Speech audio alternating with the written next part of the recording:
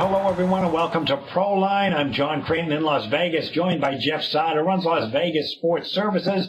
Football season for 2014, it is approaching. We're going to be talking about the American Athletic Conference. We're going to go through some of the teams, some of the betting trends, some of the returning starters to look at. And let's start. This is a division that is now an 11-team league. Pitt and Syracuse are out. Louisville has gone to the ACC. A lot of changes with Rutgers going to the Big Ten for this season. They were in this conference a year ago.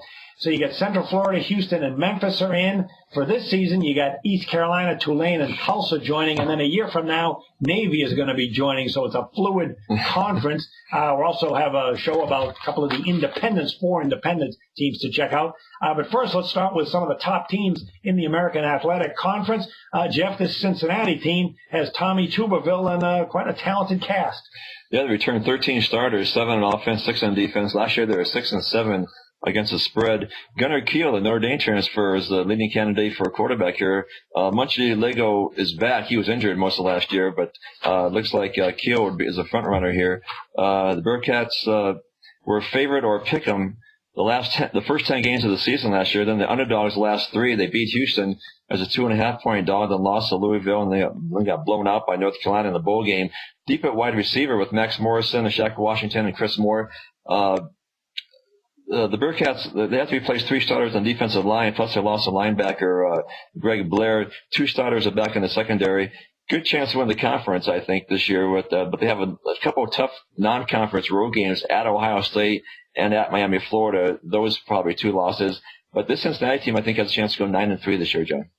Okay, I'm going to take a look at Central Florida. They're out that sizzling 12-1 season, perfect 8-0 in the conference. And, of course, they lose Blake Bortles to the NFL. That's the big story. But they do have quite a bit returning. 6 starters on offense, 9 on defense. This is a team that 2 years ago was 10-4 straight up. The offense last year was just dazzling, 34.6 points per game, 281 yards passing. That was 25th in the nation, 160 yards rushing. That was 74th. And you had a defense that was 17th in the country in points allowed, just 21.3. Behind center, you're going to have the 6'4" sophomore, Justin Holman. Now, he only threw for 75 yards, and the most that he stepped up was against UConn, but that was a 62-17 blowout. He was 6 of 11 passing for 65 yards, 1 touchdown, 1 interception. And you got a couple of freshmen who are in the mix, and Pete Donovan and Tyler Harris, who's a big kid. Both those quarterbacks are good runners as well as passers, the mobile quarterbacks. Also, you want to keep in mind that 3 offensive line starters are gone. They also lose the star running back, Storm Johnson. He was originally a transfer from the Miami Hurricanes. He's gone and topped 1,100 yards, but they do have sophomore running back William Stanback returning. He had a pretty good year, 443 yards, 4.2 yards per carry. He was the second leading rusher. And their wide receivers are very strong with senior Randall Hall, 886 yards, 15.5 yards per reception. And senior wide receiver Breshad Perriman, he had over 800 yards as well. In fact, he averaged 20 yards per reception. So the new quarterback is going to have some very good targets. And, of course, this defense is really stocked with 9 starters back. They're going to be a rock-solid unit. So I see this team being in the contention for the title again. And the schedule, keep in mind that in September they're going to be playing Penn State. Well, that was a team they were a 4.5-point underdog to last September and won the game 34-31. So that is a revenge game. And their only defeat last year was at home against South Carolina. So you got the Central Florida team opening with Penn State and at Missouri. So it's a tough early season start in September, but it should be a very good team. And finally, last year they were 9-5 under the total with that great defense and great offense. Not so sure about the offense, but the defense is going to be great, so I wouldn't be surprised to see them as a look under the total again. All right, Jeff, we have an East Carolina team that really surprised last year with 10 wins. Can they do it again? Probably not, because defense won't be as good. They returned 6 on offense, just 4 in defense. 7-6 against the spread last year. Once again, should be a fun team to watch. They averaged 40 points per game, probably about the same this year. Quarterback Shane Carden, 33 TDs, 10 interceptions, more than 4,100 yards. The big loss is Ventavious Cooper. He averaged 5.2 yards per carry last year, plus he caught 44 passes. 2 top receivers are back, Justin Hardy and Isaiah Jones.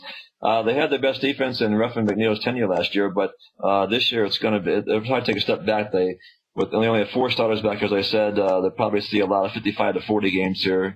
A tough non-conference schedule. They open it with NC Central, but then they play at South Carolina, at Virginia Tech, then they're home versus North Carolina. And that's going to be a big revenge game for the Tar Heels because last year they lost to East Carolina 55 to 31 as a 12.5-point favorite. But with the defensive question mark this year, I think East Carolina is looking at a 7-5 season. All right, I'm going to take a look at the Houston Cougars. Let's call them the fun and gun Houston Cougars. Tony Levine has been there only 2 years. They were 5-7 with injuries and a young group his first year. But boy, did they turn around last year. 8-5 straight up, 10-3 against the spread. And take a closer look, they had 4 losses by 7 points or less. And the best news for Houston for 2014, you get 9 starters back on offense, 10 on defense. This offense was sensational, 33.2 points per game, 280.5 yards passing. That was 26th in the nation, and 139 yards rushing is pretty good. I mean, it ranked 92nd in the nation, but when you're passing like that, it's pretty good rushing yards. And they had a freshman quarterback last year. He's now a sophomore, and John O'Corn. He had 28 touchdowns, 10 picks as a freshman, over 3,000 yards. Offensive line loses 3 starters, but all the skill position guys are really loaded. You got junior wide receiver Deontay Greenberry. He had just over 1,200 yards receiving, 11 touchdowns. Junior wide receiver Larry McDuffie and senior Daniel Spencer had 768 yards. That was second on the team. And even the running backs, don't overlook that. They got a pair of running backs back who are very good in both juniors, and Ryan Jackson and Kenneth Farrell. They had 661 yards and 514 yards rushing. So this offense is going to be balanced and potent. And here's the thing with the defense. 2 years ago, they were awful, but last year they allowed just 21.8 points per game. That was 20th in the nation. However, they gave up a ton of yards. They weren't quite as good as the points would lead you to believe. They were 77th in yards allowed. They gave up 149 yards rushing per game and 266.8 yards passing. That ranked 103rd in the country. What they did very well, though, despite giving up, was not giving up points, but they forced turnovers, a whopping 43. So they gave up a lot of yards 2 years ago when they gave up 36 points per game. And they gave up a lot of yards last year, but they only gave up 20, so 21.8. So that turnovers were certainly a key. But regardless, it's an experienced group that made vast strides last year. You take a look at the schedule for the Cougars. It's actually an easy schedule outside of a September 11th trip to BYU. That's going to be a Thursday night game early. And they got the finale at Cincinnati. And keep in mind that BYU game in early September, it's a revenge game as they were a 10-point underdog to BYU and lost a thriller at home 47-46 last year. And they're not a good team when stepping up because they lost the Compass Bowl to Vanderbilt of the SEC. They were a small dog, but got blown out 41-24. All right, Jeff, we also have the UConn. Well, they were national champions in hoops. How are their chances for the gridiron in 2014? Well, they're definitely in a rebuilding year. They have a new coach, Bob Diaco. He was the defense coordinator at Notre Dame the last 4 years. He has a big job ahead of him. UConn had one of the worst offenses in the country last year. They averaged 20.6 points per game, only 84 rushing yards per game. That was 119th in the country. Their interim coach, T.J. Weiss, did a fairly good job last year. They won their last 3 games as a dog, averaging 33 points in those games, but they needed some new energy and a spark. I think that Diaco is the answer here. Sophomore Casey Cochran looks like a starting quarterback. He threw for 461 yards in the finale versus Memphis last season. Big problem here is the offensive line. Last year it allowed 41 sacks, and they lose 3 starters. So the recruits are obviously going to be an improvement, but they didn't look that good in the spring. So the offensive line is probably going to be the biggest problem on this team right now. Defense allowed 30 points per game last year, and it lost 2 of those players. And the first 3 games, this year the schedule, the first 3 games were at home, but 2 of those are against BYU and Boise State. And the toughest conference road game would be at East Carolina. It's going to be a couple years to get this program back on track. They'll be very fortunate to go 5-7 this year, John. Okay, I'm going to call Tulane a bit of a rebuilding team because very few teams do what Tulane did last year. Remarkable turnaround under Coach Curtis Johnson. They were 2-10 2 years ago. Well, last year they were 7-6 straight up, made a bowl, 9-3 against the spread. They were pretty good in Conference USA at 5-3. And on the plus side, you've got 6 starters returning on offense and 9 on defense. However, Tulane they were a lucky team last year. They were actually outgained by 49.5 yards per game. and it was a plus turnover margin that saved them. But even with the winning record last year, the offense was terrible. They ranked 101st in the nation in passing and 101st in rushing. He had 126 yards rushing per game, just 184.5 yards passing. They do have their senior quarterback back in Nick Montana, but he's not that spectacular. 14 touchdowns, 10 interceptions, just over 1,700 yards passing. He took 24 sacks, only completed 53% of his passes. And they do have a running back, Orleans Darkwa, back with 863 yards, and Ryan Grant. They lost their two best playmakers in Darkwa and Ryan Grant. So it's really going to be more on this quarterback, Montana. And even with those two star players, they struggled last year. And what they have back is the senior running back in Rob Kelly, 420 yards, just 4.3 yards per carry, and the junior wide receiver, Justin Shackelford, only 419 yards. So I could see this offense, which wasn't very good last year, not getting any better. The defense was very good in points allowed, 21.4 per game. That was 18th in the country. It was a ball-hawking unit. They were tops in Conference USA in fewest yards per play, just 4.8. The front line loses some of the key players, but the secondary is the strength. They got Lorenzo Doss, who's very good at cornerback, and they got LaFrance and Gilbert returning at defensive end.